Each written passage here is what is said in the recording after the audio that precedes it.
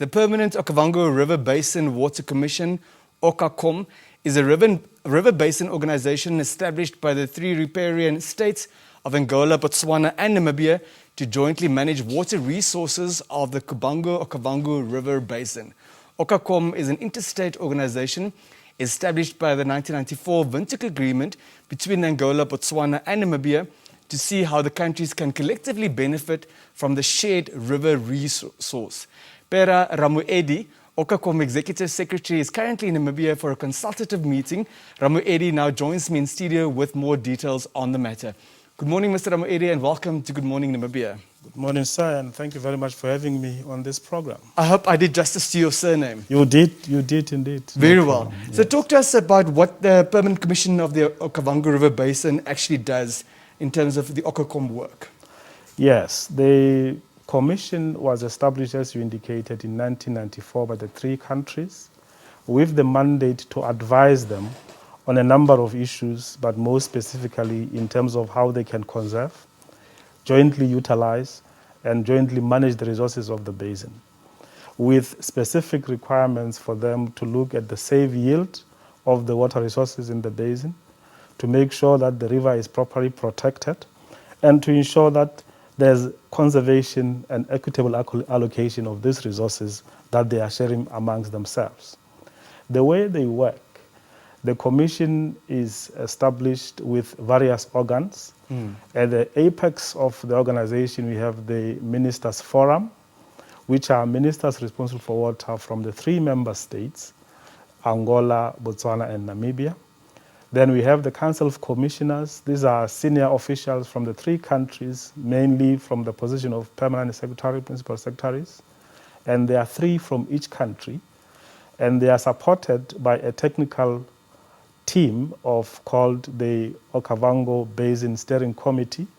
These are the directors of specific departments of water, but they could include also people from environment, from agriculture, and from other related sectors that could impact or can be impacted by water resources management.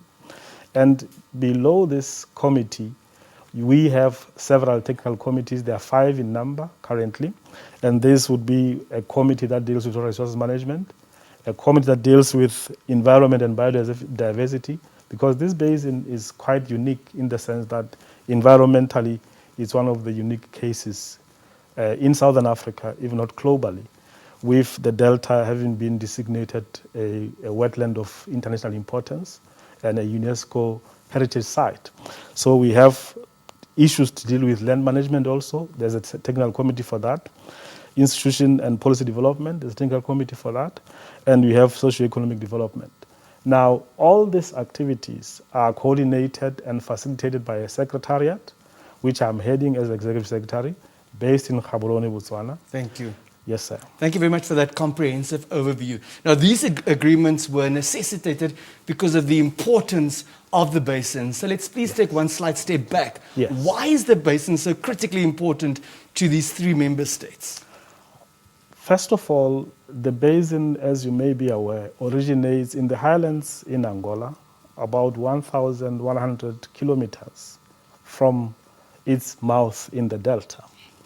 This basin supports almost over 1 million inhabitants, with a characteristic for them which is defined by high levels of poverty, and recently there's been a high levels of urbanization or increased population coming into the basin.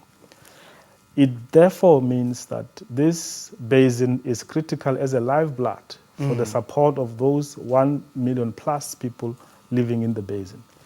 As an example, in Angola, there's now currently a lot of people coming into the basin in Menonge, for instance, the highest populated area in the basin, who depends on for their water supply, for their agriculture, for their other activities on the basin resources. You come down to Namibia, you also have the main city, Rundu, which is dependent for its own water resources and water supply on the basin. Then you come down to Botswana, they are dependent on the flows that comes from the highlands, which sustains the ecosystems that brings tourism to Botswana. And therefore, that is very critical for the three countries to ensure that that continues to happen. Thank you. So you've already referred to it in your introductory remarks, but I'd like us to get into a bit more particulars. What is the OKACOM Strategic Action Program, and what is its key focus? Yes. The OKACOM, around 2008, 2009, they developed or started developing what they called the diagnostic analysis, transboundary diagnostic analysis study, which was a way of assessing the status of things in the basin and issues that needs to be addressed. Based on that, they then developed a strategic action program. The program is addressing the developmental issues and environmental management issues that are required in the basin to ensure that the integrity of the system remains sustained. And there are 4 thematic areas which this particular strategic action program is looking at. This looks at livelihood support.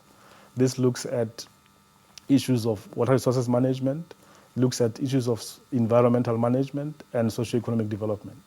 And it is very critical that the implementation of this instrument, the strategic action program, is also seen at the national level. So each country also has a national action program to ensure that we synchronize the development of our activities in the basin for the benefit of the populations. Now, Namibians are interested about the extent to which this affects them.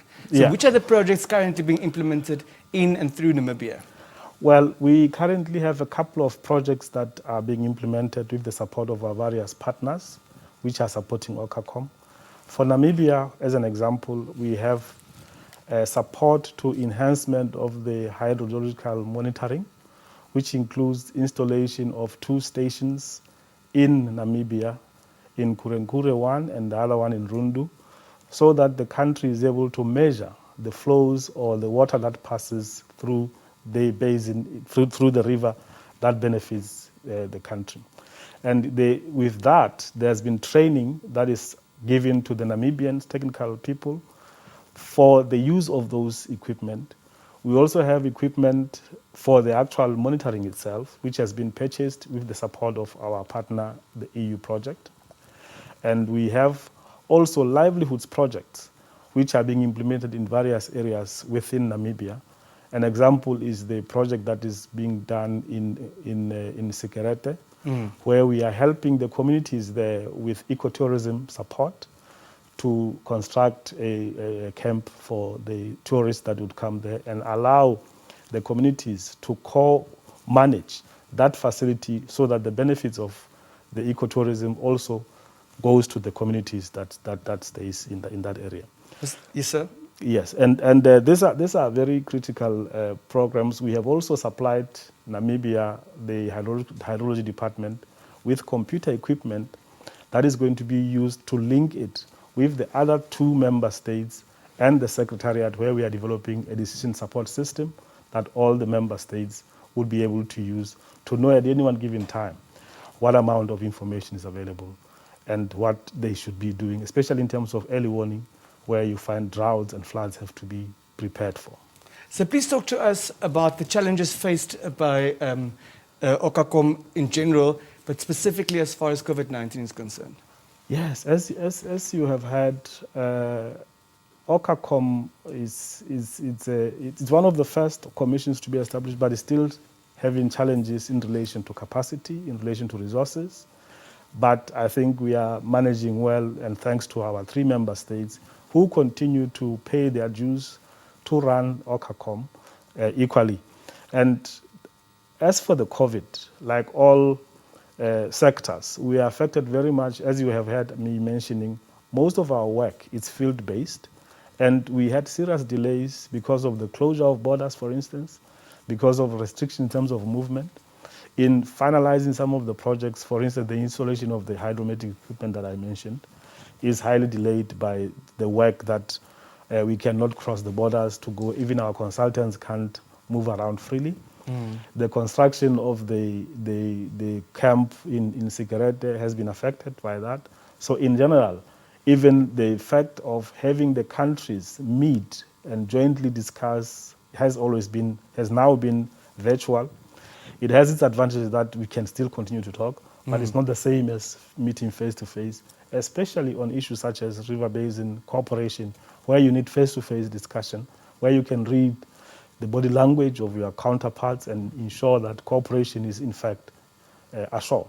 That brings us to the next question, sir. Yes. You are in Namibia for a consultative meeting at the moment. Exactly. Briefly talk to us about that. Yes, we had 2 days of consultative meetings. The first one was relating to the DSS, or the decision support system that I told to you about, where our stakeholders in Namibia had to bring to the fore what are their requirements, their needs for this system, and what they will be using that system for. We are capturing this for the 3 countries. We are starting with Namibia. But secondly, yesterday we were having consultations with our stakeholders in Namibia on the 1994 agreement revision. As you can imagine, it's almost 26 years old, if not older. And we, in 2017, had a study that came up with a recommendation that it is time to review it, not only because it's old, but also because things are changing. Now, the Namibian stakeholders came and participated and went through the document that has now been produced by the consultants as an agreement that we're going to be negotiating and subsequently concluding as a revised document of 1994. In broad strokes, very briefly, and without infringing on aspects relating to confidentiality at this stage, Yes. which are the aspects that need to be changed? Well, for instance, we need to change issues relation to mandate of the Commission because of the changes that has been happening in terms of development. We need to look at issues of notifications on planned measures that are very critical. And we need to look at issues about the structure of the Commission. As I mentioned to you, we originally did not have a forum of ministers. But in 2015, this came into the fore. But it came with a subsidiary instrument. Now, with the revision of the agreement, that will be now integrated into the main agreement and allow us to function much more better than we probably used to be. As we conclude, where can members of the public find out more about OKACOM? Well, we have the normal social media platforms, but first of all, I think we are available on the internet at www.okacom.org, and we are also available on Facebook at OKACOM Secretariat, and we have a Twitter handle which is at OKACOM. All these platforms, our member states, our stakeholders can actually find us there. As I said, we are based in Gaborone. If anybody comes to Botswana, they may have a chance to come to our office. We have a resource center where you can get information, and that's really how we function. Thank you, sir. Before we let you go, any final brief concluding remarks? Well, I think it's very critical to note that a river basin like the Okavango River Basin is a unique one in terms of the level of dependence of the people that live in it. So coordinated management and cooperation around it is of a must to make sure that the countries remain stable and happy. Thank you very much for your time and travel back safely. Thank you very much. We look forward to visiting Gaborone. It was a pleasure for me to be here too. Thank you.